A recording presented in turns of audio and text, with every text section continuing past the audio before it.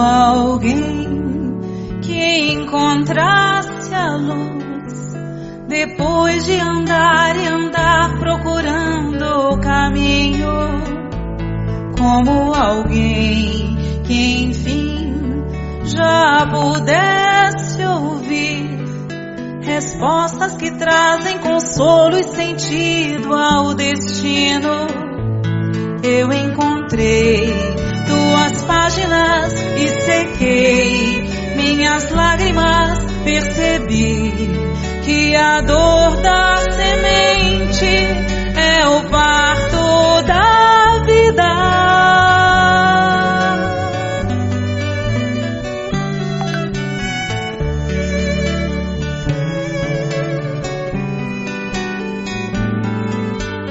Como alguém que já quer seguir os passos do mestre com fé e razão conscientes, como alguém que em si já soubesse ouvir as vozes dos seres que habitam o espaço infinito. Eu encontrei tuas páginas e sequei minhas lágrimas, percebi que a dor da semente é o parto da vida.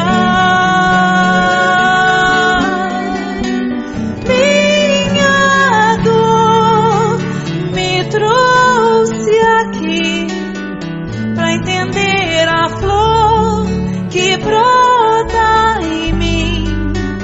Meu amor é aprendiz de um bem maior, que seja assim nesse vai e vem.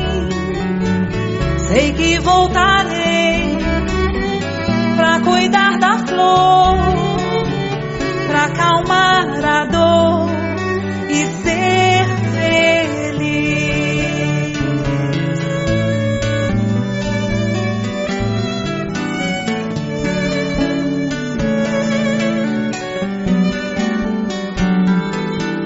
Como alguém que já quer seguir os passos do mestre com fé e razão conscientes, como alguém que em si já soubesse ouvir as vozes dos seres que habitam o espaço infinito.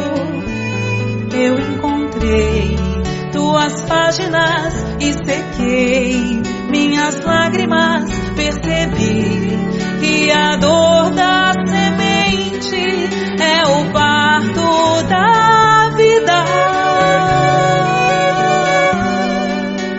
Minha dor me trouxe aqui pra entender a flor que brota em mim. Meu amor é aprendiz de um bem maior, que seja assim nesse vai e vem. Sei que voltarei pra cuidar da flor, pra acalmar a dor e ser feliz. Minha dor me trouxe aqui pra entender a flor que brota em mim. Meu amor é aprendiz de um bem maior, que seja assim nesse vai e vem.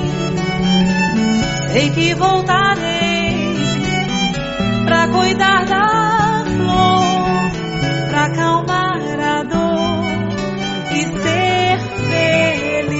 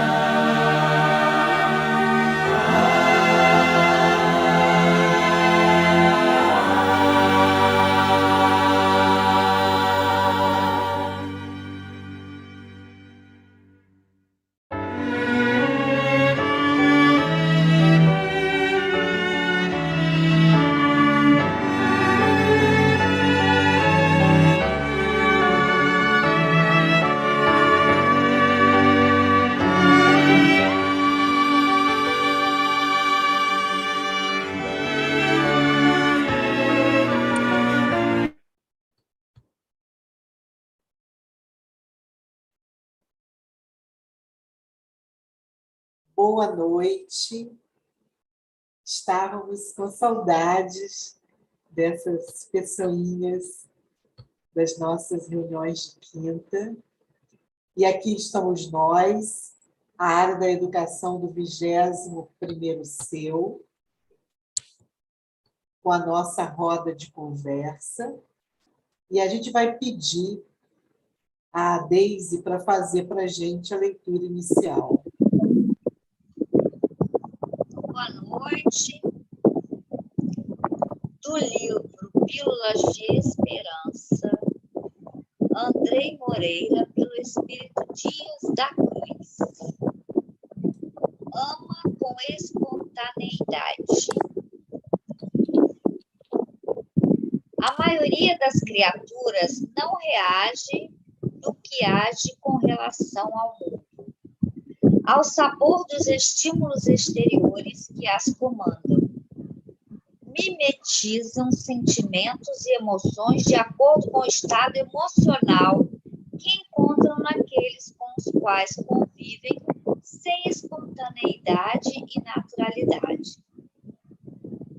Se desejas saúde e equilíbrio, caminha decididamente para a individuação, encontrando a sua expressão pessoal e amando a singularidade dos teus caminhos no mundo.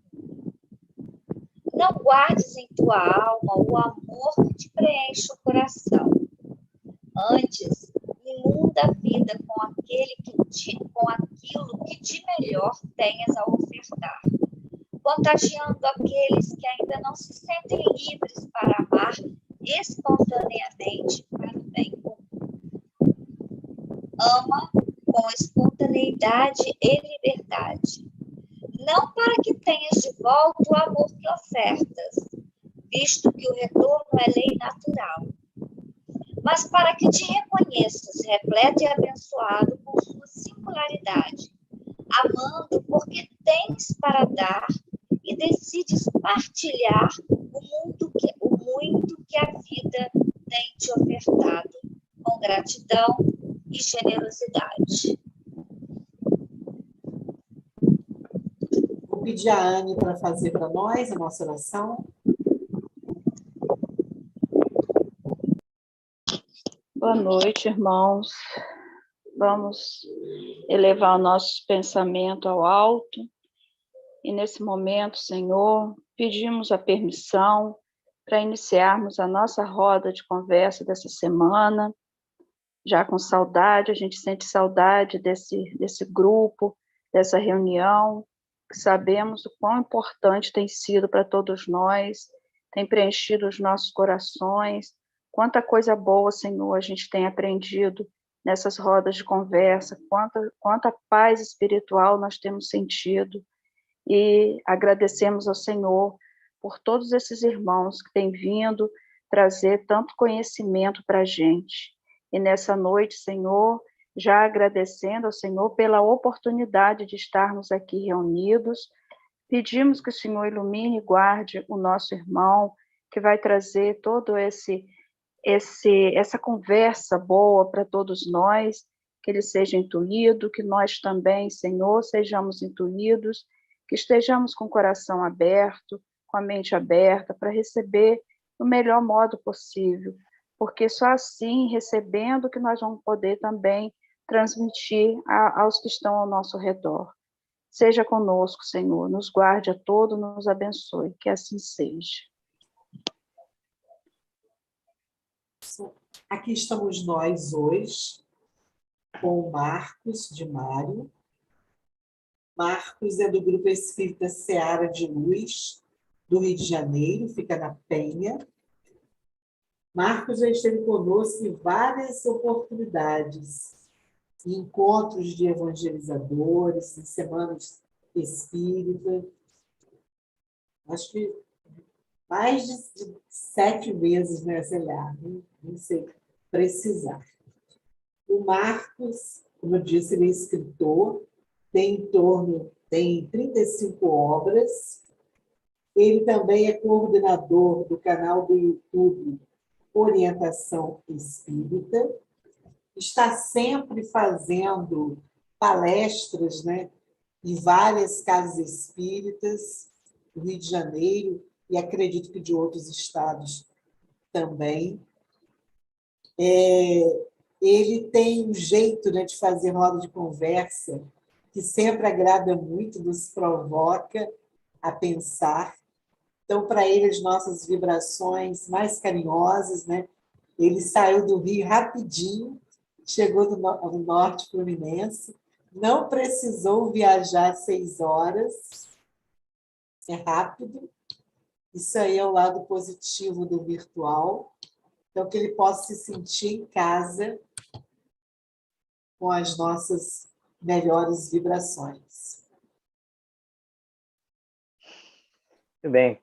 A Daísa, a você, a todos os amigos e amigas que estão aqui nesta roda de conversa, o meu abraço. E é fato, realmente, né? Já são muitas idas e vindas de Campos dos Goytacazes ao longo da minha história.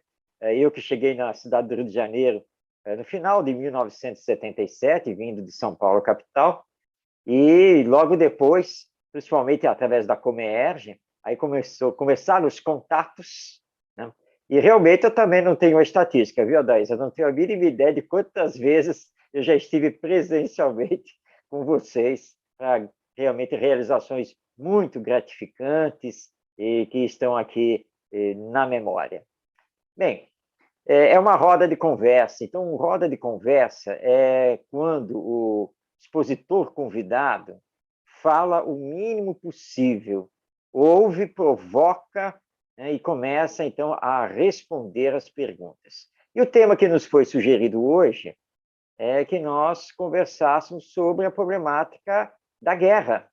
O que o Espiritismo tem a nos dizer, que caminhos que a doutrina espírita nos aponta, que devemos fazer agora que nós estamos diante dessa guerra entre a Rússia e a Ucrânia, e com ameaças em cima dos países europeus, ameaças de utilizar todo o artefato nuclear, uma possibilidade de uma terceira guerra mundial, e não só essa, porque essa está na mídia, mas neste exato momento nós temos quase que uma dúzia de guerras, sejam elas civis, internas, e também na África nós temos embates entre algumas regiões de países diferentes ali da África.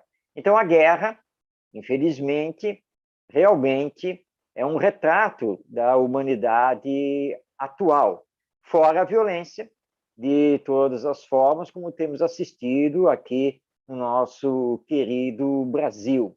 Mas a grande questão é essa: quais são as causas da guerra, por que elas acontecem e o que nós podemos fazer? Será que elas vão terminar um dia? E que, se nós olharmos a história da humanidade, nós vamos ver que é uma história marcada por guerras o tempo inteiro. Nós tivemos durante o século XX um dos mais tenebrosos da história humana, e nós estamos falando de coisas de 70, 80, 90 anos atrás, o que é bem pouco. Se nós somarmos a Primeira Grande Guerra Mundial com a Segunda Grande Guerra Mundial, a Guerra do Vietnã, a Guerra da Coreia, entre outras que aconteceram ao longo do século XX, nós estamos falando em torno de 200 milhões de pessoas que desencarnaram por causa dessas guerras ao longo de um século. E aí a pergunta que se faz: nós estamos no século XXI, já estamos no ano de 2022, por que não aprendemos nada com esse histórico? Por que continuamos achando que a força militar é que pode resolver alguma coisa? Qual seria o caminho? O Espiritismo aponta esse caminho? Bom, eu posso iniciar a roda de conversa dizendo que sim. O Espiritismo aponta com todas as letras qual é o caminho para alcançarmos a paz, né, para a solidariedade, e não termos mais essa mancha tão triste das guerras espalhadas pelas nações aqui no nosso mundo. Mas qual será esse caminho que o Espiritismo aponta? Então, Adaísa, todos que estão aí participando, eu já vou abrir, porque é no diálogo, é aqui nesse bate-papo, que nós vamos começar a desdobrar esse assunto e entender o que o Espiritismo nos aponta e o que quer de nós. Lembrando que nós não estamos abandonados, embora às vezes até pareça que estamos. Mas tem uma lei divina regendo aí os nossos destinos e não podemos esquecer disso. Então, quem vai abrir a roda de conversa? Quem faz, então, a primeira pergunta? Tem uma pergunta no YouTube de uma companheira. Ela pergunta: acredita que pode haver a Terceira Guerra Mundial? Muito bem. Bom, nós estamos aqui orando e trabalhando pelo bem, divulgando o Evangelho e a doutrina espírita, na crença de que isso não aconteça. Entretanto, nós temos que entender que a possibilidade ele existe. Mas Jesus, como governador espiritual do nosso planeta, ele vem trabalhando intensamente junto com os espíritos superiores para nos influenciar para a paz, para que possamos, no diálogo, realizarmos o entendimento que ainda não realizamos. Não tenhamos nenhuma dúvida que os benfeitores espirituais estão, neste momento, trabalhando junto às grandes autoridades públicas, aos governantes das nações, para influenciá-los no campo da fraternidade, da solidariedade, do amai-vos uns aos outros. Não é uma tarefa fácil, não é uma tarefa simples, porque estamos diante de pessoas normalmente idólatras, egoístas, e que não olham para o bem do próximo. Mas o bem sempre será maior que o mal. Então, façamos aqui os nossos votos, as nossas orações, todo o nosso empenho na divulgação do Evangelho e do Espiritismo, para que essa sombra da Terceira Guerra Mundial possa ser afastada, até porque, se ela vier a acontecer, como dizem os especialistas, seria quase que o retorno da humanidade às eras primitivas, porque nós não vamos mais falar aqui de soldados e blindados em campo de batalha. Nós vamos falar aqui de ogivas nucleares sendo lançadas por mísseis e cruzando todo esse planeta. Mas esses mesmos que estão aí à frente dessas ameaças sabem que nessa possível Terceira Guerra Mundial não haverá vencedor, porque nós iremos nos dizimar, e obviamente que ninguém quer isso. Então, oremos muito, trabalhemos pela divulgação do Evangelho e estejamos certos que Jesus e os espíritos superiores estão trabalhando para que isso não aconteça. E aí, pessoal? Quem gostaria de colocar alguma questão? O Simar é pensativo, a mãozinha no queixo.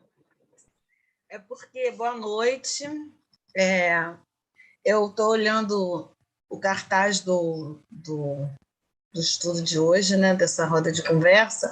Já a semana inteira fiquei pensando se eu iria entrar ou não, porque é um tema que me aflige muito. Não a guerra em si, porque ela está lá, assim, ela não está lá longe, ela está, né, no mundo que a gente vive. Mas eu acho que eu não consigo resolver se ela vai acontecer ou não. A minha preocupação é mais perto, porque assim, eu sou professora, a gente voltou agora, né, de uma forma, depois de 2 anos de pandemia, a gente voltou para uma realidade escolar, né, presencial, com alunos que uma das minhas preocupações quando a pandemia começou era como essa criança estava em casa, como esse adolescente estava em casa. E hoje, a realidade que se mostra para a gente é que existe uma raiva, existe um conflito, assim, uma falta de amor muito grande dessa criança que retorna para a escola com 2 anos de distanciamento, né, que ficou assim, só com aquela realidade da sua família, que muitas vezes é uma realidade muito, muito difícil, né, para um espírito que vem, que está se preparando para enfrentar, né, as dificuldades da vida, mas que às vezes já tem dificuldades assim absurdas. E assim, de que forma a gente pode fazer com que esse amor prevaleça nesse nosso pequeno ambiente?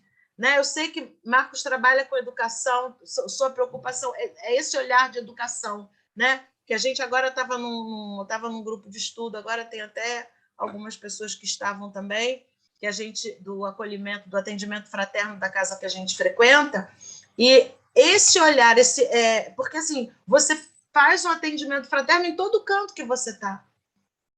Né? Porque você viu que o aluno brigou, aí você foi lá na sala, você encontrou com ele, ele é teu aluno, ele está todo dia ali na tua sala de aula e você quer entender por que ele foi agressivo, por que ele saiu, né, com a unha no rosto do colega. Então, assim, como que a gente faz para esse amor conseguir sobrepujar essa ganância que existe no nosso mundo, esse desejo de ser vitorioso? Uhum. Né? Mas uma vitória, assim, meio cruel, né? Bem, nós estamos diante agora de uma temática da máxima importância, que é a questão do amor nos nossos corações e na nossa vida. Nós temos que compreender que, neste exato momento, em boa parte de nós, seres humanos, os espíritos reencarnados que somos, está faltando amor. Está faltando amor no nosso coração. Essa é uma grande verdade. E nós estamos assistindo famílias com seus responsáveis que também não conseguem transmitir esse amor, esse sentimento aos seus filhos.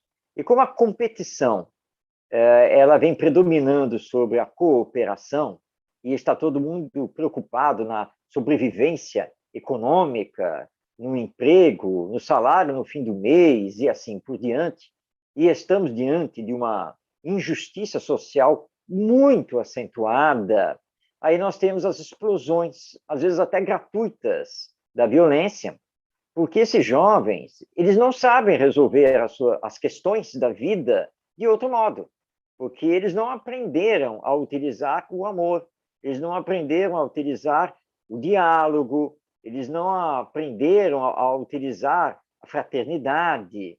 Então, na verdade, estando no mundo extremamente material, eles também se comportam egoisticamente, defendendo exclusivamente a sua posição, o seu pensar, o seu modo de ser, e eles têm uma dificuldade muito grande de manter o relacionamento interpessoal em bom nível. Obviamente que a escola, ao realizar o seu trabalho, claro, ela não vai conseguir fazer tudo o que a família deveria ter feito, mas os professores na escola podem fazer muito, trabalhando, então, a cultura da paz e a mediação de conflitos. Então, dois alunos estão lá em conflito, então o que se deve fazer? Vamos chegar juntos, vamos conversar, sentar, abrir o diálogo, fazer com que eles, então, provocados por nós, possam eles mesmos entender que a solução para as diferenças, e graças a Deus que existem diferenças, está no diálogo, está na fraternidade, está na amizade, e não na violência, porque a violência nada resolve, só complica as situações. Num primeiro momento é difícil eles entenderem isso, porque eles sempre viveram resolvendo tudo com a violência. Como que você chega agora para dizer que é melhor se amar? E como é que ele vai amar o outro que ele acabou de detestar, de arranhar o rosto, de socar e assim por diante? Então, é um trabalho que leva tempo. Vai levando tempo de você mostrar bons exemplos. A própria escola, todos os profissionais que estão na escola, todos os funcionários, se trabalharem para respeitá-los como seres humanos que eles são em desenvolvimento, tem que chamar a atenção, mas isso tem que ser feito com fraternidade. Mostrar que vão se abolir os castigos, os problemas de chamar os pais, a não ser quando a situação realmente o requer, e mesmo assim o diálogo com os pais tem que ser um diálogo aberto e construtivo. A situação está muito complicada e nós estamos precisando reeducar os profissionais da educação e reeducar os pais irresponsáveis. E se não fizermos isso, nós vamos ter gravíssimos problemas, como já estamos tendo, com a nova geração. Eu costumo dar vários exemplos das coisas que acontecem, mas vamos dar um exemplo positivo. Certa vez numa escola, e eu estava só como visitante, mas deu lá um problema sério lá entre alguns alunos, a coordenadora teve que intervir e chamou os alunos. E como eu estava conversando lá, justamente sobre projetos de cultura da paz, etc., eu acabei entrando, né, na situação para também participar. E aí perguntei eram 2 adolescentes, e perguntei para eles, o que foi que aconteceu? E um pegou e disse assim, ele xingou a minha mãe. Tá, e você fez o quê? Sentei a mão nele. Tá, vem cá, e você? Você xingou mesmo a mãe dele? Mas antes disso, ele estava me dando chutes por debaixo da mesa. Então por causa dos chutes que você recebeu dele, você xingou a mãe dele, aí ele pegou, deu um soco em você, e aí foi o resto, certo? Ok. Vem cá, meu filho, vem cá. A sua mãe é o que ele disse dela? Ele olhou para mim e disse, tio, claro que não. Então eu não entendi por que você reagiu na violência. Tem um ditado antigo que diz que nós precisamos aprender a ouvir por um ouvido, mas deixar sair pelo outro, ainda mais quando é uma mentira. Por que você foi partir para a violência para resolver isso? Você tem que ser mais do que isso. Bem, mas o conflito está instalado, né? Então nós precisamos resolver esse conflito. O que vocês sugerem? E aí deu aquele silêncio, porque nenhum dos dois queria abrir a boca, né? Nenhum dos dois queria tomar a iniciativa. E eu disse a eles o seguinte, olha, vamos fazer o seguinte, até o final do turno de vocês, eu não tenho problema nenhum em ficar aqui na escola e esperar que vocês se decidam. Agora, vocês vão perder uma série de atividades, eu acho que isso não é bom. E aí, como é que resolvemos esse conflito? E aí, um deles propôs, não com muita veemência, né, mas propôs que, de repente, talvez eles pudessem se pedir desculpas. E eu falei, tá, tudo bem. Você pediria desculpas a ele? Aí falei, eu peço. Então vai, pede desculpas a ele. Só que ele pediu desculpas ao outro, olhando para o chão e falando bem baixinho. Então eu disse, não, isso aí não vale. Não é? Se você vai pedir desculpas a ele, você tem que olhar olho no olho dele, colocar essa voz para fora e realmente encarando, falar, me desculpe. É isso que tem que acontecer, vai. Bom, aí ele mais ou menos fez. E aí, você aceitou as desculpas dele? Pode ser, ok. Mas você também agrediu, então você também tem que pedir desculpas a ele, não é mesmo? Então tá bom, desculpe. Bom, ótimo. Estamos resolvidos? Então acabou o problema? Acho que sim. Não, não acabou o problema.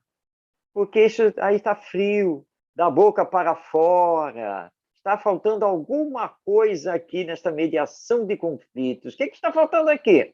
Aí um deles falou assim, bom, de repente, assim, a gente se abraçar? Eu não sei, porque vocês dois é que têm que resolver. Vocês criaram o conflito, vocês têm que criar a solução do conflito. Bem, essa é uma sugestão? Se abraçar? Ok, e aí? E você aceita? Você se abraçaria com ele para ficar tudo bem? Aí os dois balançaram a cabeça e falaram, então tá bom, em pé, e vamos se abraçar, vamos lá. E eles se abraçaram. Tudo bem e tal, tá certo. E agora, tio, o que vai acontecer conosco? Por que tem que acontecer alguma coisa com vocês? Mas que nós brigamos um com o outro. Sim, mas vocês já se resolveram e já estão na paz. E voltaram a ser amigos. Então, não tem nada para acontecer com vocês. Voltem às suas atividades normais, mas lembrem do que aconteceu aqui. Não é muito melhor viver em paz? Não é muito melhor serem amigos? Não é muito melhor aqui conversar, dialogar, resolver a situação? Porque, olha, se a violência resolvesse alguma coisa, de tanto nós nos batermos, de tanto nós nos violentarmos de tudo quanto é jeito aqui nesta vida, acho que nós já seríamos anjos. Porque todo mundo vive na violência, mas a violência não resolve os problemas. O que resolve é isso que nós fizemos aqui. Tudo bem? Então, vocês podem ir. Voltem às suas atividades e tentem aplicar isso agora, aqui no dia a dia de vocês. Eles entenderam. Acredito eu que tenho levado isso para frente. Tá? E que levem para a família também. Então, esse é o papel da escola. É também realizar a formação moral, é também realizar a mediação de conflitos e, sempre que for o caso, chamar os pais responsáveis para esse diálogo, conversar sobre os conflitos familiares, lembrar a eles dessa necessidade do diálogo, dos bons exemplos para com os seus filhos, os netos, os sobrinhos, e assim por diante, e que a explosão da violência na sociedade, na verdade, ela começa lá no lar. Quando o lar não é um bom ambiente, quando não se tem realmente bons exemplos, quando não se tem diálogo e assim por diante. É um trabalho árduo, não resta dúvida, e que vai levar tempo para corrigir os desvios que nós deixamos que acontecessem. Mas tudo que ficou complicado pode ser descomplicado. Então, esse é o trabalho que tem que ser feito e que os centros espíritas têm um papel fundamental nisso também, ao fazer a evangelização da família, reunindo também os pais responsáveis, e não apenas as crianças e os jovens, para discutir a vida, o papel da família, à luz da imortalidade da alma, da reencarnação e dos valores morais do Evangelho. Então, é arregaçar as mangas, trabalhar, não perder a esperança e saber que esse nosso trabalho é uma semeadura, que talvez não vejamos a floração e a colheita enquanto estivermos aqui encarnados. Mas lembremos que tem o futuro. A vida continua e, através das reencarnações, esses espíritos virão cada vez melhores. Então, esse tem que ser o nosso trabalho para que o amor, então, pouco a pouco, ele possa ir florescendo e essas pessoas saírem da indiferença, da insensibilidade para a empatia, o saber sentir o outro e se colocar no lugar do outro. É um trabalho da educação. A gente observa, né, Marcos, que o OSCE, né, a nova orientação ao Centro Espírita, vem trazendo a área da família, né? É. Uma coisa que não estava nos anteriores, né? Mostrando a importância desse trabalho que você realçou aí agora. A gente lembra que falava Departamento de Infância e Juventude, como se a Casa Espírita pudesse fazer o trabalho com a criança, com o jovem, e a família lá, no canto dela. Quando, na verdade, o investimento na família, né, precisa ser muito grande. Mas pelo que você observa, agora seu olhar, né, que faz palestras em várias casas, né, conversa com muita gente, você acha que o Centro Espírita está consciente da realidade, da importância do trabalho com a família, com a criança e com o jovem? Falta muito para isso. Falta muito. Muitos dirigentes espíritas não entenderam a importância desse trabalho da família, da formação da família, de estruturar a família nos valores morais ensinados por Jesus. Ainda vejo muitos centros espíritas que estão estruturados na palestra pública, no passe, no tratamento espiritual, as reuniões mediúnicas, e muitas vezes a evangelização da criança e do jovem já é deficitária, quanto mais, então, em se falar da evangelização da família. Tive certa vez, foi muito interessante, eu compareci a um centro espírita para fazer a palestra, e estava conversando com o dirigente que me recepcionou, e perguntei para ele da evangelização na casa. E ele me disse assim, Marcos, nós temos sim, mas olha só, eu vou ser sincero com você, eu não tenho muita ideia não de como funciona, sabe? Porque eu sou diretor da casa, mas eu estou só mais assim nessa parte administrativa e faço parte da reunião mediúnica. E eu vou ver se a fulana está aqui na casa para ela poder dizer para você, mas nós tem sim. Eu acho, se não me engano, é no sábado ou é no domingo. Ele era diretor do Centro Espírita. Ele nem sabia se o trabalho existia, qual era o dia que funcionava, deixava de ser, porque ele não dava importância para isso. Não dava nenhuma importância. E essa é uma das tantas histórias que poderia contar aqui. Agora, tudo é progresso, né? Então, nós começamos com a evangelização da infância, que entrou pela evangelização do jovem, porque, primeiramente, nós tínhamos o departamento de mocidade e o departamento de infância. Depois começou a surgir a ideia do DIGE, né, o departamento infanto-juvenil, aquele material todo apostelado da Federação Espírita Brasileira, que, aliás, nós devemos esse trabalho à nossa querida Cecília Rocha, que historicamente foi muito importante. Claro que hoje nossas ideias estão ampliadas, nosso conhecimento pedagógico está ampliado, e hoje nós podemos ter algumas críticas àquele material da campanha nacional de evangelização infanto-juvenil, mas ele foi um material e uma campanha importantíssima na sua época, e agora nós estamos entendendo, então, que precisamos trabalhar não apenas as novas gerações, mas nós precisamos trabalhar os responsáveis por essas novas gerações. Por isso, então, agora nós estamos falando de evangelização da família. Mas, Adaísa, nós estamos longe. Estamos longe de vermos realmente conscientes disso. Roberto abriu aí, você quer fazer alguma pergunta, Roberto?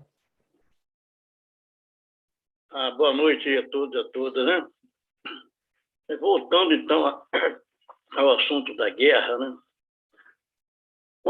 Quando a guerra culmina, foi a ação de um homem, né? E os motivos são vários. Por exemplo, agora, se você for fazer uma entrevista lá com o presidente da Ucrânia, ele vai dar N motivos que ele está com razão. E o da Rússia, a mesma coisa, né? N motivos que ele tem razão. E entre os dois, tem terceiros também que têm interesse, né? Caso a OTAN, né? A OTAN que está provocando tudo isso. A princípio, que a gente está acompanhando, não acompanhou, se o presidente lá da Ucrânia aceitasse não entrar, né? Estaria tudo certinho e não teria guerra, não ia morrer ninguém. A princípio, sim. Mas ele decidiu continuar essa guerra. Mas nós temos também tudo isso por quê, né? Se ele está lá, é porque o povo da Ucrânia o colocou. Então, individualmente, cada ucraniano é responsável pelo que está acontecendo. Correto? Aí vamos vir para o nosso Brasil. Nós não estamos livres de há uns 7 anos atrás, isso nunca pensaria em violência de tal monte. Hoje, confesso, me preocupa. Porque o governante que está aí hoje, mais uma vez, o povo colocou lá, a gente vê que ele tem ideias bélicas, né? Ele já falou que, se caso não ganhe a eleição, ele vai fazer uma barreira como o Trump fez lá. Então, hoje a gente pode correr, a gente está pensando em guerra na Ucrânia, e aqui a gente está correndo o risco de ter uma guerra civil. Não sei se estou exagerando, mas é isso. Agora, tudo isso, por quê? Como eu falei individualmente, falou-se da família, a família é a matriz, né? A família bem estruturada vai ter várias famílias estruturadas, um bairro estruturado, uma cidade estruturada e por aí vai, até chegar ao país. Então, a doutrina espírita, a meu ver, que tem esse pensamento de paz e de amor, e sabe por quê, né? Porque sabemos de onde viemos, o que estamos fazendo aqui, o que poderia acontecer conosco depois, né? Que a gente o destino a gente que faz, não é isso? Não é bem determinado, né? Que nós não podemos mudar o passado, não podemos hoje o melhor para frente colher o melhor fruto. Baseado nisso, eu às vezes fico, né? Eu sou, quem me conhece sabe que sou muito politizado, gosto da política, mas as pessoas, quando falam isso no meio espírita, a gente chega e fica, ó, opa, no espiritismo não pode se envolver com isso.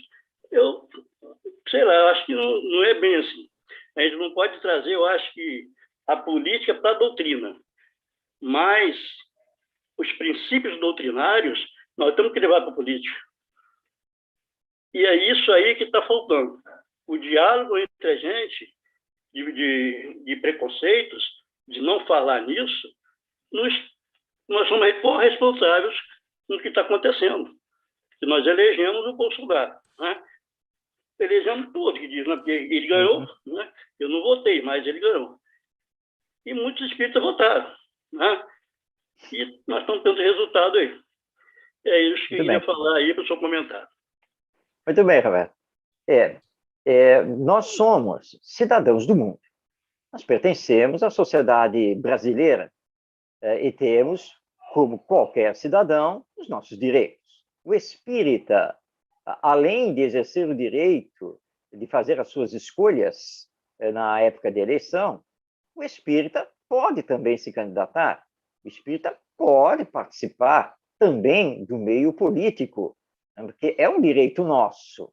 Agora, como espírita, obviamente, que ele deverá pautar a sua ação pela ética, pela honestidade, pela fraternidade e sempre pelo pensamento do bem coletivo em todas as circunstâncias. Isso nos leva, então, a entender que, em verdade, tanto na esfera da administração pública, quanto na esfera do legislativo e do judiciário, nós não precisamos de espíritas lá, nós precisamos de homens e mulheres de bem, sejam espíritas, católicos, judeus, evangélicos, budistas ou não crentes, nem na existência de Deus, porque é isso que está faltando.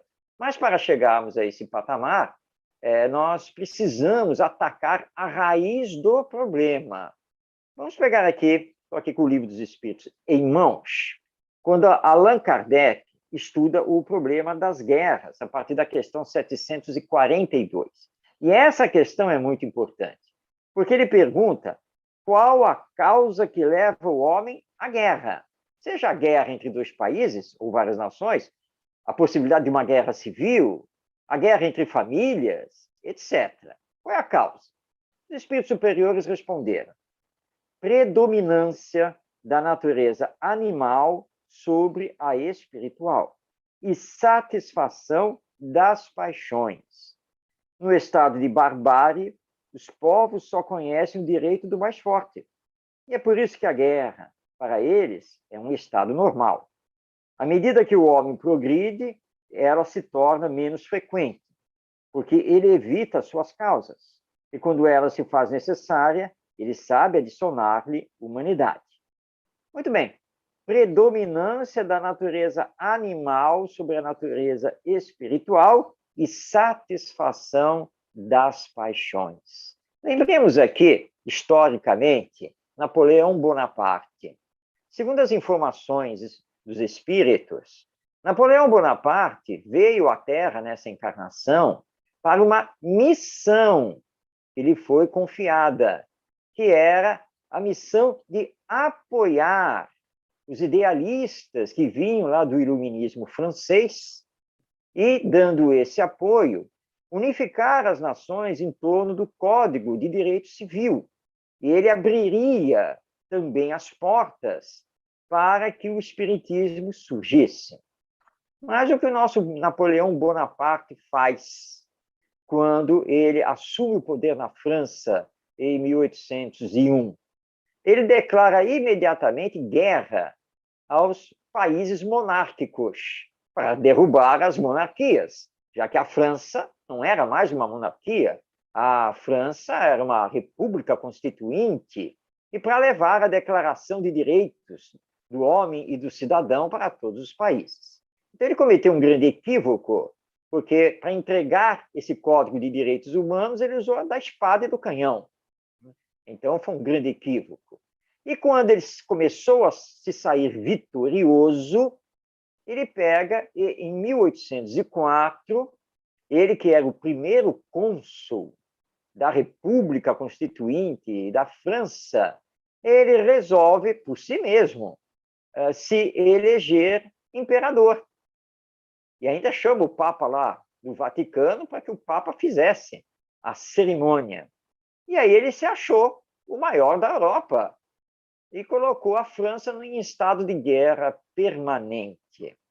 E aí nós vemos que foi a predominância das paixões, da natureza animal. Ele esqueceu todo o lado espiritual, esqueceu das vítimas, da miséria que estava ocasionando, todo o sofrimento pela Europa inteira, porque ele achou que ele podia ser, olha só que coisa, ele podia ser um novo César, um novo grande imperador do mundo. Mas as alianças contrárias acabaram o derrubando. Pois é, então, quando nós vemos essa história e olhamos para o hoje, nós percebemos que muitos líderes de nações realmente ainda estão ligados às suas paixões, à sua natureza animal. Agora, para isso, para combater, nós precisamos entrar pela educação. E a educação moral. Esse é o caminho. E agora precisamos agir na coletividade. Então, nós espíritas não podemos realmente simplesmente dizer não temos nada a ver com a política. Claro que nós temos. A partir do momento em que você escolhe este ou aquele para dar o seu voto, a partir do momento que você concorda ou discorda disto e daquilo de governantes e pretendentes ao governo, você está agindo politicamente. E nós temos liberdade, nós pensamos, nós temos as ideias. Então, nada impede a nossa participação. Agora, o centro espírita, o movimento espírita, realmente ele não tem nada a ver com a política. Nós não podemos pegar a política mundana e carregar para dentro do movimento espírita. Seria um equívoco terrível. Assim como devemos entender a política como ciência da administração pública, porque política partidária é outro terreno, é uma outra situação e é uma política eivada de egoísmos, de vaidades, em situação realmente muito complicada. Então, nós temos tudo para renovar a política do mundo, levando-a para o Evangelho. E, para isso, não precisamos ter bancada de deputados espíritas, porque estaríamos cometendo o mesmo erro que a Igreja Católica cometeu ao longo da história e o erro que, infelizmente, a nossa Igreja Evangélica, com todo o respeito que temos a ela, está, neste momento, também cometendo. Então, nós podemos entrar para renovar, para transformar, porque esse é o papel do Espiritismo e, portanto, é, sim, o papel do espírita. E aí as guerras, com certeza, elas vão acabar com o passar do tempo, porque não existirá mais razão para isso. Porque, ao invés de entrarmos em guerra, e muito pelo contrário, nós vamos fazer o diálogo, os acordos, a cooperação, e não teremos mais motivo nem para termos militares em ação. Então, em guerra vai ficar no nosso passado. Marcos, tem uma outra questão aqui que foi colocada no YouTube. Aprendemos que temos uma parcela de responsabilidade por tudo que acontece no planeta. Também que precisamos cuidar do nosso equilíbrio emocional. Como agir diante dessa onda de especulações? Roberto levantou a mão. Você quer falar alguma coisa antes dele entrar na pergunta? Sim, só para complementar, né, esse assunto aí. E eu, Marcos, já escutei muitos, né, eu falo isso, né? Ele está aqui com espíritas, né? Que falou assim, não, isso aí deixa por conta de Ismael e Jesus, porque eles vão resolver a situação. Então, vamos lavar as mãos com a Pilatos, que eu veja isso. Então, a atuação nossa como seres, como indivíduos, né? A gente tem que, sim, como eu falei antes, realmente não deve levar a política para a doutrina. Porém, porém, os princípios espíritas, nós podemos ir para partidário, sim, por que não? Inclusive, analisar candidatos que estão mais afins com essas ideias espíritas, não é isso? Então, é nesse sentido que eu acho que deva ter esse diálogo entre a gente, sim, né? Não trazê-la para cá. Mas é importante, porque a gente cabe chegar só, acho que como quando a gente chegar lá no plano espiritual, o que tu fizesse, né? Nada, né? Eu vejo dessa forma. Então, só para fechar aí, desculpa aí, prolongar. Roberto, quando você chegar no mundo espiritual, ele foi lhe perguntado, né? O que é que você fez? Eu entreguei para Jesus e Ismael. Tá? Mas isso é muito cômodo, realmente. Não resta nenhuma dúvida que Jesus e Ismael estão trabalhando intensamente para que nos entendamos e não tenhamos mais guerra. Mas, ligando aí com a pergunta que foi feita através do YouTube, nós temos uma responsabilidade social. Nós somos seres no mundo. Temos que viver no mundo, atuar no mundo para transformá-lo para melhor. Porque a pergunta que nos é feita no Retorno ao Mundo Espiritual é justamente essa. O que foi que você fez? O que foi que você fez com o Evangelho? O que foi que você fez com a mensagem espírita? Qual foi a sua atuação, a sua participação no mundo? Sim, ninguém precisa ficar famoso aqui, ter grandes cargos para atuar. Mas onde você se situava com aqueles que estavam com você? O que você fez pela paz, pela fraternidade, pela caridade, pelo bem coletivo? Essa vai ser a pergunta que nos vai ser feita. Agora, nós precisamos tomar cuidado como espíritas com as redes sociais, as notícias, essa avalanche de coisas que vem para cima de nós, porque o espírita tem que ser firme na sua fé, tem que ser um verdadeiro cristão.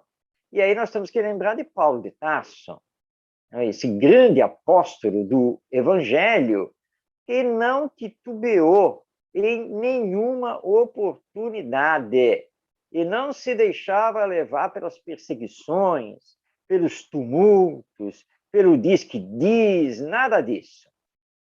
Ele estava com Jesus.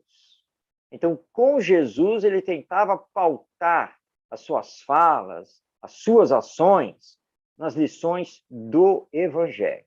Então, nós, espíritas, com esse manancial maravilhoso do espiritismo, temos que fazer o mesmo. Claro que você tem que estar antenado com o mundo. Sim, você não pode se alienar. Mas estar antenado não quer dizer recepcionar e agasalhar tudo. Você vê as notícias, filtra, né? Tenta ficar sempre com as coisas melhores, boas, que dignificam, ora pelos que não estão entendendo ainda a criação divina, a lei de amor. E não se tranque. Ah, mas está com muita violência aí na rua. Só hoje no noticiário eu vi não sei quantos assaltos que aconteceram, e porque moto quando passa na rua, porque isso, porque aquilo. Sabe de uma coisa? Agora só vou ficar no celular e delivery, não saio mais de casa. Mas se fizermos isso, primeiro estaremos mostrando que a nossa fé é muito fraca e vacilante. Segundo, que estaremos entregando a sociedade ao mal, já que todos de bem vão ficar em casa só para usar delivery, mas nós temos que participar do mundo. E temos que entender o seguinte, só vai nos acontecer o que tiver que acontecer. E mesmo assim temos que ter muita calma, tranquilidade nessas horas, para mostrar que o bem é superior ao mal. Então, calma, calma.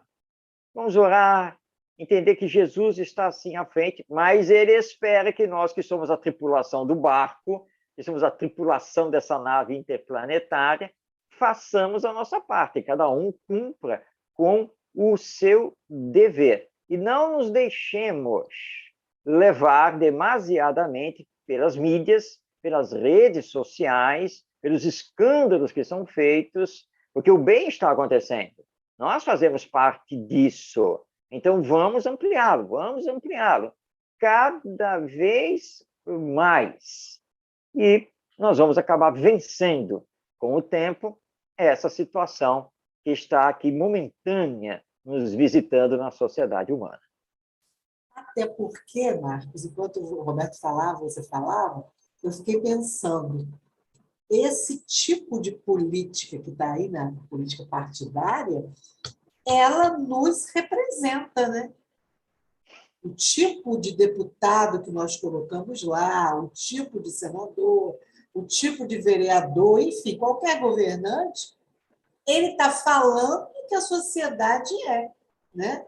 Ele é uma amostra do quanto nós ainda precisamos andar em termos de ética, de honestidade, de respeito e etc. Né? Então, eu acho que é legal também a gente pensar sobre isso. Né? Sem dúvida, Daísa. Nós temos que lembrar o seguinte, claro que às vezes você tenta fazer a melhor escolha, não? E você, então, está dando um voto de confiança àquele governante, àquele deputado, àquele senador. Bom, se ele conspurca o seu cargo, se ele se corrompe e corrompe os outros, etc., é claro que é ele que vai responder perante a lei divina. Porque eu, analisando os candidatos, cheguei à conclusão que ele parece que me representa da melhor maneira.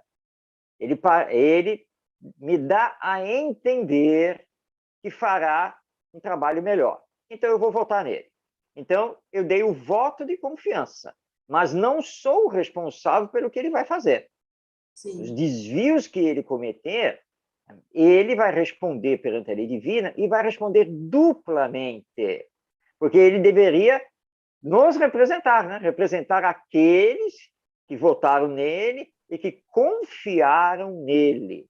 Portanto, perante a lei divina, após a morte, ele responde por si mesmo, mas responde pelo mal coletivo que ele realizou. Agora, nós temos que também aqui colocar, como se diz, né, a mão na consciência, para também entender que nem sempre fazemos as melhores escolhas. Nós nos deixamos levar por falsos discursos, nos deixamos levar por promessas que, no fundo, nós sabemos que elas não serão realizadas. E acabamos votando em pessoas que já têm manchas na sua vida pretérita e que você não poderia, de fato, confiar. Então, que nós, espíritas, tenhamos mais consciência. Nós temos que ir além dos discursos que são feitos, porque discursos são muito bonitos. Você vai fazer a roda de conversa, deixa eu escolher a melhor blusa, vou medir as minhas palavras, não é? Mas, de repente, esse não é você. Então, nós precisamos entender que nós não podemos olhar para a casca, para o verniz, né? Mas para a essência daquela pessoa. Sim, alguém vai dizer, mas hoje está tão difícil que nós estamos tendo que escolher o menos ruim. Ok, tudo bem, isso até esteja acontecendo, mas mesmo nessa escolha nós temos que fazer a melhor possível. Agora, depois de votar, depois da pessoa eleita, nós não podemos simplesmente largar tudo na mão dessa pessoa. Eu sou cidadão do mundo, eu sou um cidadão brasileiro, eu tenho os meus direitos e eu preciso fiscalizá-lo, eu preciso cobrá-lo, e tenho que fazer isso também, porque eu o coloquei lá para me representar. E o que anda acontecendo é que o exercício da nossa cidadania parece que ele termina lá na urna. E depois nós nem queremos saber. E se alguém, depois de algum tempo, nos pergunta, em quem você votou lá para a Câmara dos Deputados? Nem lembro. Não lembro mais, não, quem foi, para quem que eu dei meu voto.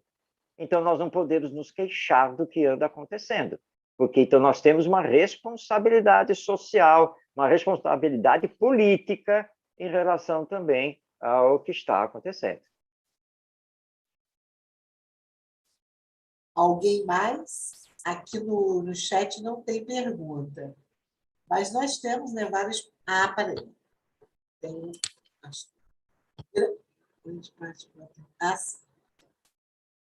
que não sei se é Carlinhos ou Deise, um dos dois. Grande parte vota ainda esperando algum tipo de retribuição. Ou seja, não podemos culpar apenas os políticos. Sem dúvida, nós ainda estamos nessa situação da reciprocidade. Isso às vezes acontece até dentro do movimento espírita. Certa vez, o companheiro que estava também já realizando palestras, ele me disse: Marcos, você vai para qualquer lugar quando ele convida? Claro, tendo a possibilidade, claro que eu vou. Tá? Mas como é que faz com as despesas? Olha, normalmente, quando as pessoas convidam, ainda mais para fora do Rio de Janeiro, normalmente elas assumem, né, a despesa da viagem, se tiver uma hospedagem, mas também se puder me colocar na casa de uma família para não dar despesa, né, não precisa pagar hotel, pousada, nada disso, também pode fazer. Mas às vezes você fica um dia inteiro fora, às vezes até mais, depende, né, do evento, etc. Aí como é que fica a sua vida? A minha vida ela é resolvida pelo lado profissional. Você está louco, né? Já se viu sair fazendo palestras país afora e sem ganhar nada. Mas que você tinha que cobrar. Olha só, acho que você não estudou o espiritismo direito. Você ainda não compreendeu exatamente isso. Esse nosso trabalho é um trabalho de amor, por amor, pelo ideal da causa que o espiritismo representa. Entendeu? Então, eu não tenho que esperar absolutamente nada. Nada mesmo. Tá? E eu agradeço a Deus por ter tido a oportunidade de ter sido convidado, de ter estudado, né, para poder fazer a palestra, o seminário, seja lá o que for, a oportunidade de ter conhecido novas pessoas, feito novas amizades.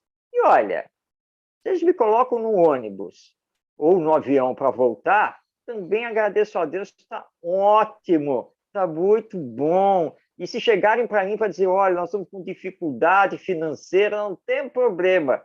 Tá? Eu ponho a mão no bolso, caso eu possa, e vamos resolver essa situação. É por amor, minha gente. Só que nós estamos realmente muito vinculados a essa reciprocidade, o toma lá da cá. Mas o que eu vou ganhar com isso? Com Jesus, você não tem que fazer essa pergunta, que você já ganhou, você já está ganhando. E como a vida continua após a morte, o maior ganho será encontrar a felicidade, por causa dos nossos méritos, da semeadura que nós realizamos. Então, não esperemos nada dos outros, dos cargos, coisa nenhuma. Mas Jesus espera de nós que eu faça o meu melhor, com todo o desinteresse. É isso que precisa acontecer, que os nossos governantes e políticos ainda não entenderam, né? E muitas pessoas ainda não entenderam. Então, até que muitas pessoas até dizem, espera um pouco, você, domingo de manhã, você vai lá para esse seu centro espírita, para atender famílias pobres e ficar distribuindo bolsa de mantimento e não sei o quê. A manhã toda. Normalmente eu saio lá do centro espírita lá pela 1h. Isso é louco, né? Você enlouqueceu? E você faz isso de graça? É claro. E eu sou diretor do centro espírita. Bom, pelo menos você, como diretor, tem remuneração. Não, o diretor do centro espírita é voluntário. O quê? Você faz a contabilidade do centro espírita, você faz isso, faz aquilo, e não ganha nada. Eu não consigo entender isso. As pessoas não conseguem entender porque não foram educadas, não cresceram nessa questão da fraternidade, da solidariedade, do bem em comum, mas que nós espíritas entendemos, né? E estamos tentando levar isso em frente. Então, não critiquemos apenas aqueles que estão no poder. olhemos para nós também naquilo que estamos fazendo no nosso campo de ação. Marcos, eu gostaria de voltar a uma expressão que você usa bastante, que é a questão da cultura da paz, né? Seus livros, você fala sobre isso, palestras, aqui você já falou algumas vezes. Fala um pouco de como a gente colocar essa cultura de paz em ação, tanto no centro espírita, nós temos aqui vários professores, e como alguns já externaram, está muito difícil, né, dentro da escola, o trabalho do professor. Isso não é de agora, né? Vem antes da pandemia. A escola é uma instituição que não avançou, ela está parada no tempo, né? Ela não se apropriou dessa realidade, ela ainda está lá atrás com uma cadeirinha na frente, outrazinha atrás, e é uma coisa complicada para esses tempos que nós vivemos. Mas, embora nisso, e também, lembrando da Casa Espírita, como colocar essa proposta de cultura de paz em ação? Bem, vamos lá. Que sugestões você pode trazer para a gente? Primeiramente, nós teríamos que repensar a educação. A escola realmente está parada no tempo. E, de há muito, ela perdeu o rumo da educação. Porque hoje, com as devidas exceções, obviamente, porque nós temos trabalhos pedagógicos muito bons acontecendo, mas falando assim de forma geral, nós vemos hoje que a escola só trabalha a instrução, só trabalha a aquisição de conhecimentos, memorização para provas e testes que, na verdade, nada avaliam. E é uma escola que está formatada do mesmíssimo jeito que ela surgiu no século XIX.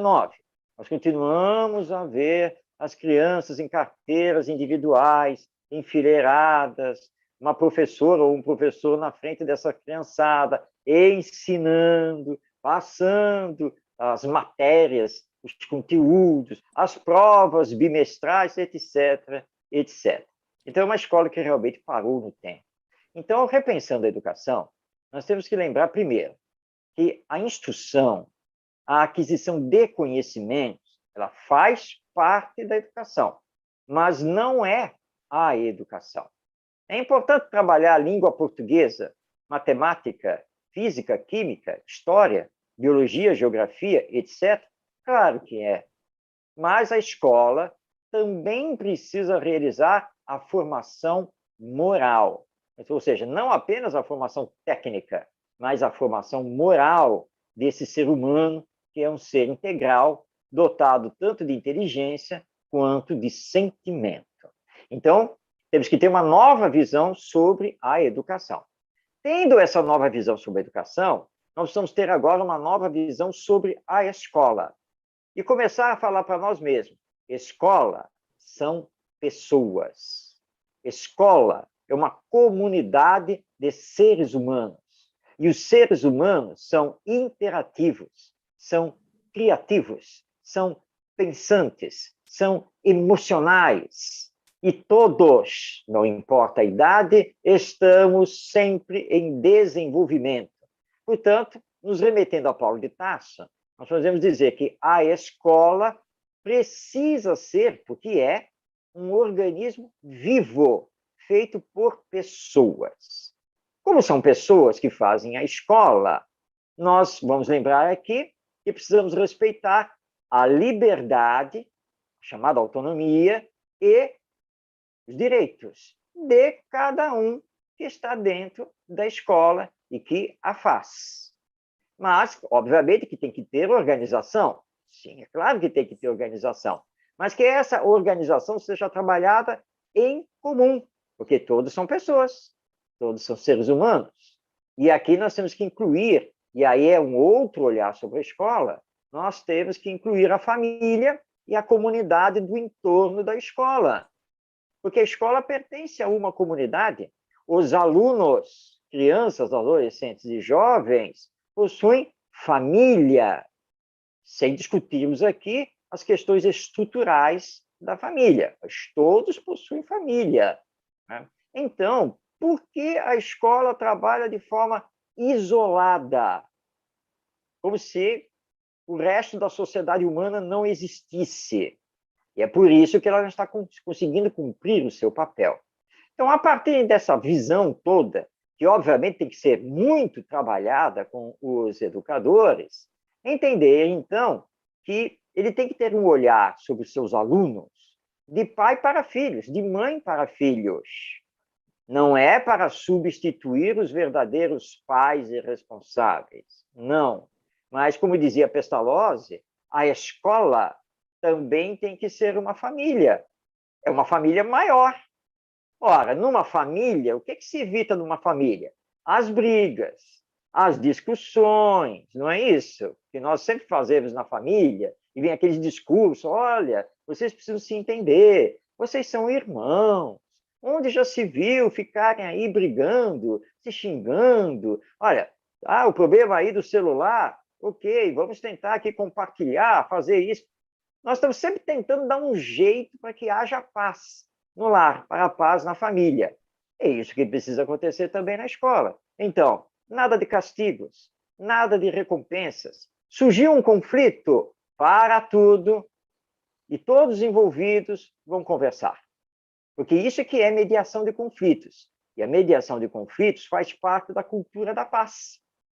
De você trabalhar textos, exemplos de personalidades históricas, atividades, por exemplo, como jogos cooperativos e outros tipos de atividades, e sempre levando os alunos a pensar. Isso faz parte da educação.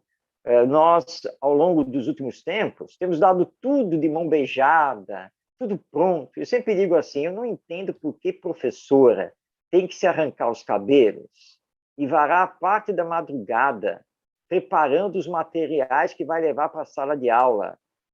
Por acaso os alunos são robôs? Sem independência, que não pensam? Devem ser. Provavelmente eles têm programação de inteligência artificial, então a professora tem que fazer tudo por eles. Não tem que fazer tudo por eles, são seres humanos. Eles sabem pensar, eles sabem pesquisar, investigar, perguntar, eles sabem fazer tudo isso. Você precisa direcioná-los, orientá-los e dar bons exemplos. Olha como nós vamos transformar a escola. Essa escola transformada vai transformar a família, que vai transformar também a sociedade. Porque nós somos interativos, né? Tudo está interligado. E aí, então, só para dar um exemplo e fecharmos isso daqui, professores dentro de uma escola precisam ser uma equipe educacional, e não um querendo puxar o tapete do outro e ficar se queixando lá do outro por causa disso e daquilo. E agora, veja só, minha gente, olha a notícia que eu acabei de receber. Parece que vou indicar a Adaísa para ser diretora da escola. Isso não vai ficar assim, não? Estão pensando o quê? E eu? Como é que fica? Não, porque quem merece mesmo sou eu. E aí o negócio vai, né? E aí você, gente, se os próprios professores trabalham desse jeito, têm esses valores e esses pensamentos, é praticamente impossível ter a cultura da paz dentro da escola. Então, ela tem que começar com os próprios educadores, para paulatinamente ir envolvendo os educandos, os responsáveis pelos educandos, a comunidade do entorno, para que a escola não precise mais trancar as suas portas, não precise mais colocar grades nas suas janelas, cadeados nos seus equipamentos, porque nós vamos, então, finalmente aprender que podemos, sim, viver em paz, que podemos resolver os conflitos e aí contagiar os outros para fora da escola para isso. É um trabalho árduo, mas muito bonito de ser feito e que dá resultados excelentes, maravilhosos. Tem uma observação aqui no chat. E os outdoors? proliferam pela cidade, exibindo as escolas que formaram os primeiros colocados aprovados nas melhores universidades. Parece uma educação industrializada. Pois é, parece e é. É uma educação industrializada, mecanizada, onde os alunos são preparados para passar nos concursos públicos, nos vestibulares e nesses exames nacionais de avaliação. Eles levantam, normalmente, a bandeira que tem um ensino de qualidade. Essa é a pior escola que nós podemos escolher, com todo o respeito aos sistemas particulares de ensino, que são empresas à procura do lucro e nada mais do que isso, e onde os professores não têm liberdade para trabalhar, para pensar por si mesmos. E que adianta? Nós vemos que a escola colocou não sei quantos alunos nas universidades tais, ou fez não sei quantos alunos passar nos concursos públicos para cargos tais, se esses alunos não serão pessoas do bem, se não têm formação moral, se não são pessoas éticas. Então, o que essas escolas estão promovendo não é educação. Na verdade, é um adestramento para vestibulares e concursos públicos. E não é disso que nós estamos precisando, muito pelo contrário. Carlinhos, você quer acrescentar alguma coisa? Não, Adaísa, está perfeito, perfeito. Ok. Lucimar levantou a mão e depois eu tenho mais uma questão do chat. Posso falar? Pode. É só essa questão sobre a comercialização da educação, né, e o conceito do que é uma boa educação. Muitas vezes a escola, que a gente acredita que seja mais preparada para a questão do conteúdo, é a menos preparada para a questão do acolhimento, para a questão da diferença, de receber um aluno com necessidades especiais e acolhê-lo, porque ela não quer isso, ela quer a excelência. Todos os seus alunos têm que ser brilhantes e passarem nos vestibulares e nos concursos, para que ela seja sempre a número 1 e essa parte toda humana deixa de existir, né? Da criança que é diferente, porque por N motivos, né? Por ser de outro nível social, por ser negra, por várias questões, né? Então, são questões que a gente também precisa entender, que, né, eu trabalho na escola pública, municipal, estadual, eu sei quais são os problemas, mas eu vejo a realidade dos professores que trabalham nas escolas particulares, de como eles se sentem coagidos a agirem de tal ou tal forma, sem nenhum envolvimento com a questão pessoal dele mesmo, né? São relações abusivas de trabalho. É verdade. E nós precisamos trabalhar pela humanização da escola, pela humanização dessa educação. Eu volto aqui a teclar aqui a questão de que nós somos seres humanos, espíritos reencarnados, e que a educação e a escola não podem ser vistas apenas do ponto de vista técnico, metodológico, didático, ou sob o ponto de vista do lucro, no caso das escolas particulares. Claro que, juridicamente, a escola particular é uma empresa, é verdade, mas só que nós estamos lidando com a formação de seres humanos. Então, precisamos tomar muito cuidado com o que estamos realizando. E o que está faltando é humanização. O que está faltando realmente é sermos mais humanizados, mais afetivos. Está faltando o amor. Eu já passei por situações em escolas que realmente foram constrangedoras, de ver, por exemplo, a indiferença de coordenador, de professores, de ver na minha frente os professores brigando entre si. E são quadros muito tristes. porque nós não conseguimos entender o amar-vos uns aos outros. Aliás, eu não posso falar isso dentro de uma escola, né? Porque eu vou ser expulso dela com toda a certeza. Né? Vão dizer que eu estou levando a religião para dentro da escola, quando, na verdade, nós temos que falar do amor, né? Que é o que está faltando. O Pat Adams, esse médico norte-americano, que inventou os doutores da alegria, que acabou virando até filme, o Pat Adams, ele já viajou pelo mundo fazendo palestras e já esteve aqui no Brasil pelo menos 2 vezes. E uma das vezes que ele esteve aqui, ao conceder uma entrevista, ele disse mais ou menos o seguinte: olha, eu faço muitas palestras também em escolas, sou muito convidado para isso. Tá? E eu sempre preguei a necessidade do amor. E sempre ouvi, da maioria dos educadores, que o amor é a base da educação. Mas, entretanto, eu nunca consegui encontrar uma escola que trabalhe o amor. Nunca vi isso. Eu vejo as escolas gastando N horas semanais para trabalhar aquela rede curricular enorme, mas o amor, nada.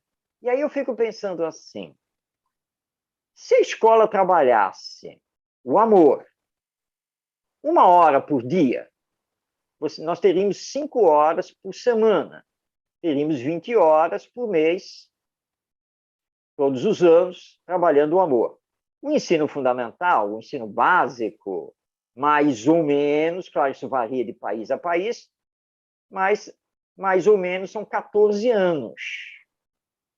14 anos com 5 horas semanais trabalhando o amor. Nós já não teríamos transformado o mundo para melhor? E o Pat Adams encerrou, né, a colocação dele com a interrogação.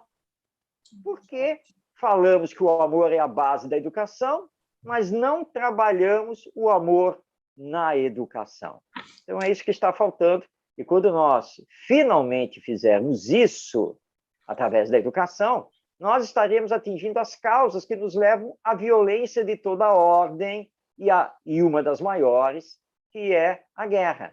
Vamos começar a nos esforçar. Eu não defendo aqui particularmente a ideia de termos a disciplina amor, mas o amor precisa ser trabalhado entre todos dentro da escola, precisa permear todo o projeto e todas as atividades pedagógicas. E nós precisamos aprender a nos entender, porque nós somos, queiramos ou não, irmãos, porque somos seres humanos. Eu posso até não acreditar em Deus e não quero discutir a questão da alma ou espírito. Não tem problema, mas somos irmãos porque somos seres humanos. Nós somos uma raça única. Então, vamos começar a nos dedicar a trabalhar o amor entre nós. Aí vamos ao tema, né? Quando o amor acabou com a guerra.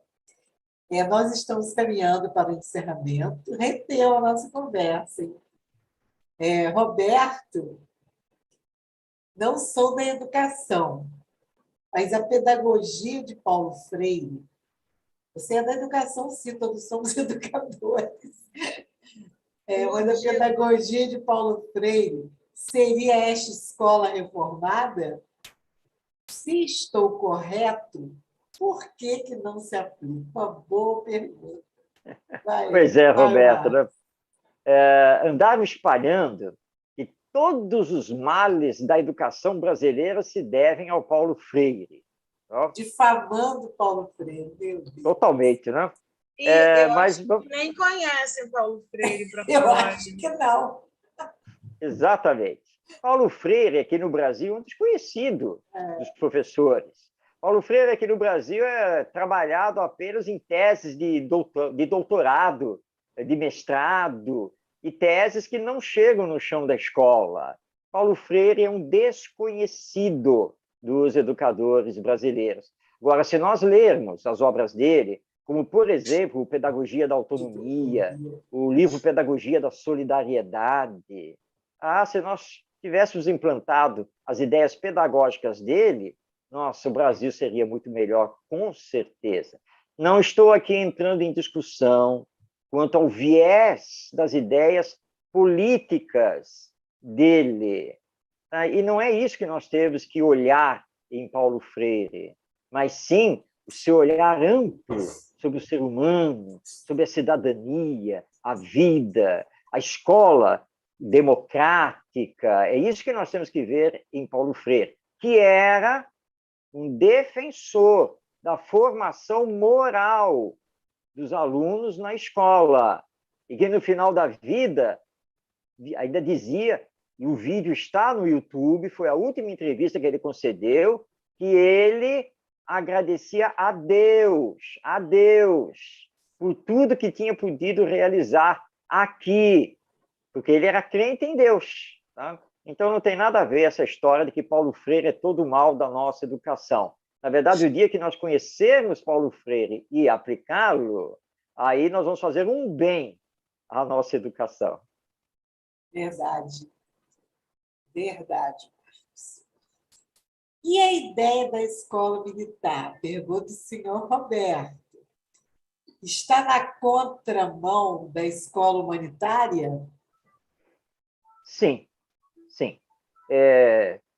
Temos todo o respeito à ideia das escolas militares e o que elas realizam, mas temos que entender que não é cerceando a liberdade, não é impondo obediência a determinadas normas e regras que nós formamos moralmente o ser humano. É uma ideia equivocada. Não são as escolas militares que vão resolver o nosso querido Brasil e vão melhorar tudo. Elas têm o seu papel, estão aí fazendo as suas realizações, mas espalhá-las pelo Brasil e querer que as escolas sigam esse modelo é um equívoco, porque nós precisamos respeitar a liberdade, a autonomia e os direitos dos nossos jovens, das nossas crianças, e precisamos entender que, na verdade, nós precisamos nos amar e não nos militarizar.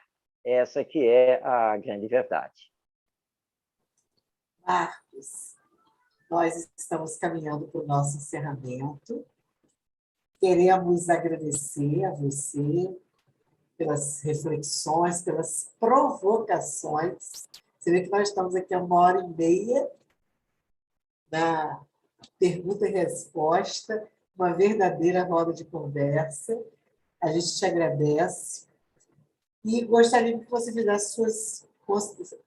Carlos, quer falar alguma coisa, Carlinhos? Bem, só lembro... Nossas considerações finais, Marcos. Okay. Lembrando, então, a todos que o caminho que o Espiritismo nos aponta para resolvermos os graves problemas, as graves questões de violência e da guerra propriamente dita, é a educação moral. A educação moral do espírito reencarnado, que ainda traz as suas tendências de caráter, suas ideias inatas, e essas tendências de caráter precisam ser trabalhadas, precisam ser corrigidas quando for o caso. E Allan Kardec é muito claro quanto a isso. A educação é o conjunto dos hábitos adquiridos. Em educação é preciso corrigir as más tendências que o espírito apresenta. E só existe um caminho para isso, a educação moral, a que forma o caráter, a que leva esse ser à ética, à solidariedade e a se espiritualizar. Esse é o caminho. Enquanto estivermos adiando isso, continuaremos com a injustiça social, com a violência, com a guerra, a corrupção, etc. Mas como o nosso querido André Luiz disse, que o mal não deve ser comentado, então lembremos que nós, espíritas, estamos aí trabalhando o evangelho, estamos espalhando bem a caridade, o amor, mas está na hora de nos debruçarmos com muito mais firmeza a esse trabalho da educação moral, não apenas no centro espírita, mas na sociedade de uma forma geral. Confiemos em Deus, sigamos em frente como semeadores, para que a nossa semente seja aquela última da parábola do semeador contada por Jesus, para render 100 por 1, porque a terra pertence aos mansos e aos pacíficos, como anunciou nosso querido mestre. Muito obrigado por esta oportunidade, grande abraço a todos e paz em todos os corações.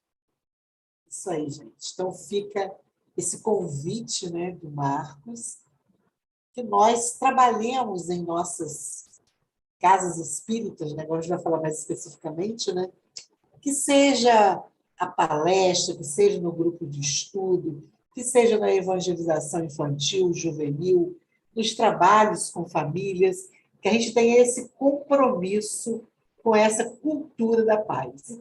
Cada um de nós aqui é educador, né? Cada um de nós pode estar fazendo esse trabalho no acolhimento, né? Um setor importantíssimo da Casa Espírita hoje, o setor de acolhimento. Quantas dores que essas pessoas trazem, né, quando chegam à Casa Espírita, e podemos estar recebendo com amor, com essa ideia, né, de educação, e com certeza estaremos colaborando com Jesus. Vamos então fazer a nossa oração? Vou pedir para a Carlinhos fazer para a gente.